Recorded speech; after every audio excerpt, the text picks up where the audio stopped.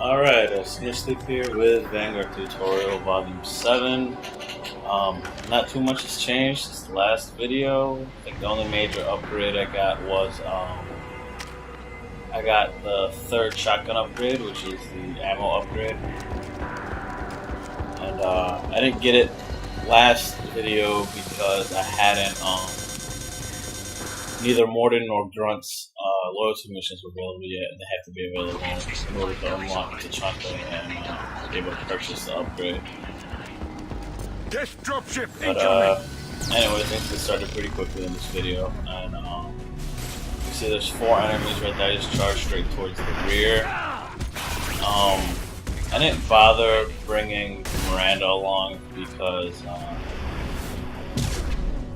I knew that there were going to be a ton of geth, so I figured I'd be better off with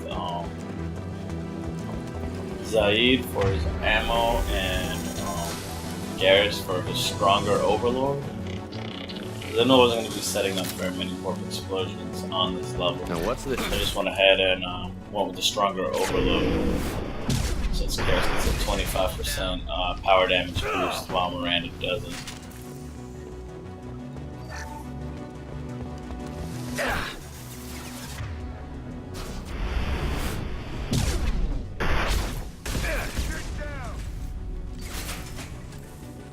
And I'm actually making a fair amount of use of Zaid and Garrus' custom shots. Now here I spot all these guys that decide to charge the rocket guy towards the rear.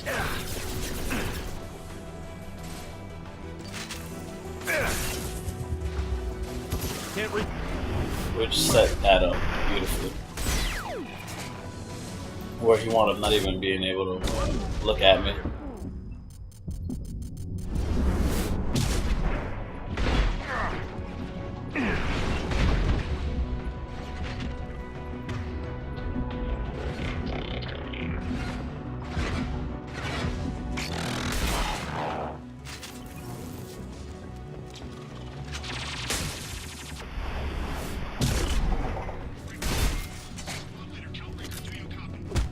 And here I'm finally picking up the Tempest, which is a much needed upgrade over the Shuriken. Shepard, I scanned the area and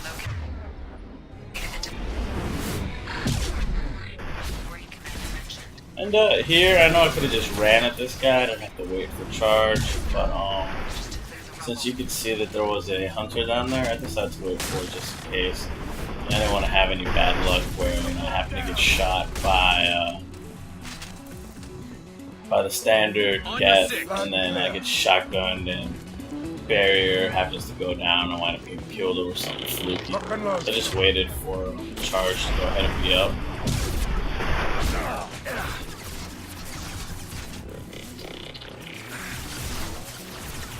Now here I just spotted that guy up by the stairwell. And decided that'd be the easiest way. Can't reach the target.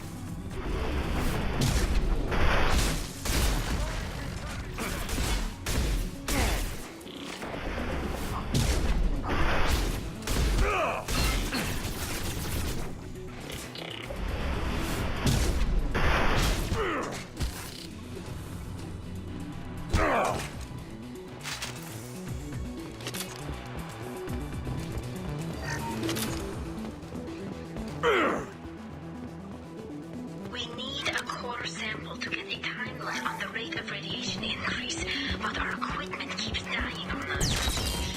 And then here's these 2 guys. I know there was cover right there, so I know it'd be pretty safe to go ahead and run at this guy. Especially since I know I have 2 concussive shots just waiting for me since I haven't been using Garrus' overload too much.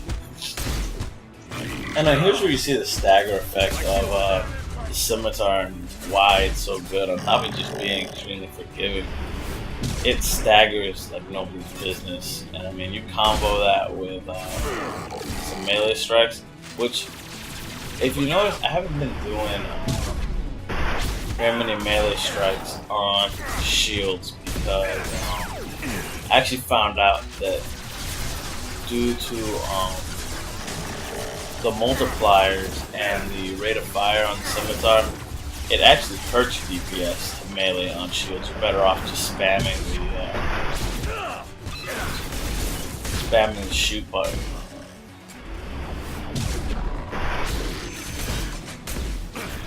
And then here, I just followed my own advice about not charging at geth destroyers with flamethrowers, same thing as pyros. I just charged towards the rear instead, and Garrus and Zaid just handled it. I went back to finish him off. He was already dead.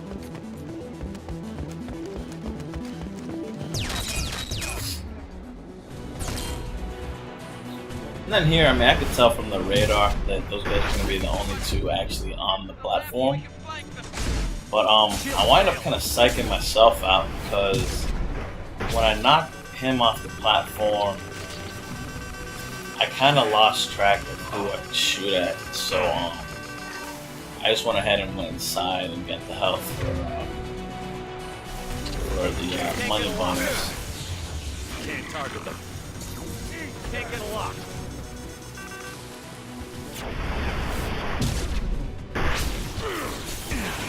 So now that could have been ugly because I didn't see the destroyer down there.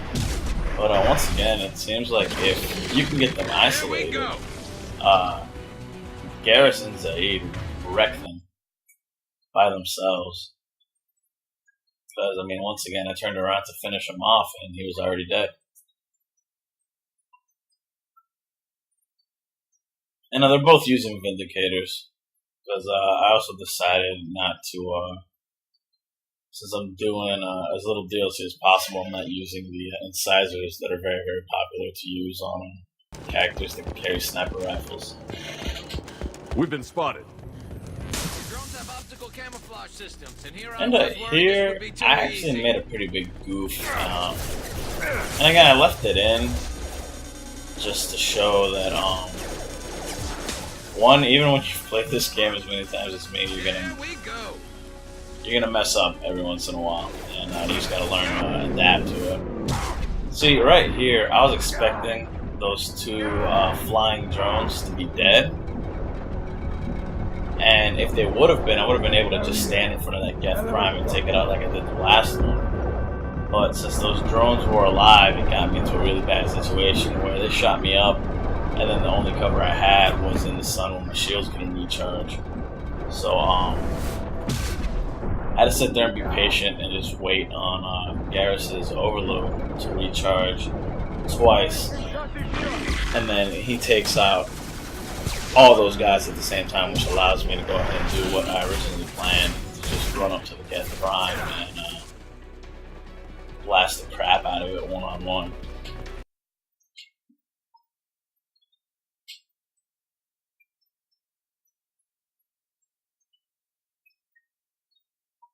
Alright, now, here, I let Kyle Rieger continue to shoot because, he's gonna get some shots in on the Colossus and it does distract it. And then I went to the left side because when I first checked the radar, you can see that there was a ton of concentration of enemies on the middle and right-hand sides, but the left-hand side was practically empty. So, I charged towards the left-hand side.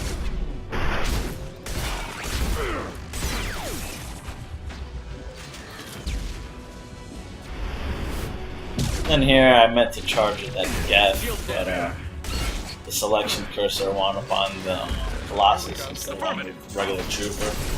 And then right here I could see that destroyer back there. So I decided to go ahead and go around while that destroyer was coming towards me because it's just too much of a pain in the butt trying to kill a destroyer where you have the Colossus shooting at you. There's like 5 or 6 other Geth running around on there. It's just a huge pain in the butt. So I decided I'd be better off running around, and that hopefully Zaid and Garrus would handle at least a few of them while I made it all the way around here. You see the destroyer's still alive, but now it's just the destroyer, and so it's a lot easier for me to get his shields down. Can't target them. And here I charged it because I knew I had overload available, and I knew it was in range. Go ahead and use the flamethrower on you, and once it does that, you're screwed. It just gets you in a stun lock, and it's gonna do it again, and you're dead after the second time. So that is one situation in which you may as well charge. It's that close to you where it's gonna set up the flamethrower. Go ahead and charge, and hope to God you have an overload or something that can get it off your concussive shot. Anything that once you get it into health, you can go ahead and do that. And you didn't have to. You didn't have to use as much meta-gel as I did. I just did because I'm impatient. Like when it was shooting at me with the machine gun, I could have just waited until it was done, but instead I grabbed the meta-gel and gobbled it up in order to get out of cover quicker and take it out. And anyway, that's the end of Vanguard Tutorial Volume 7.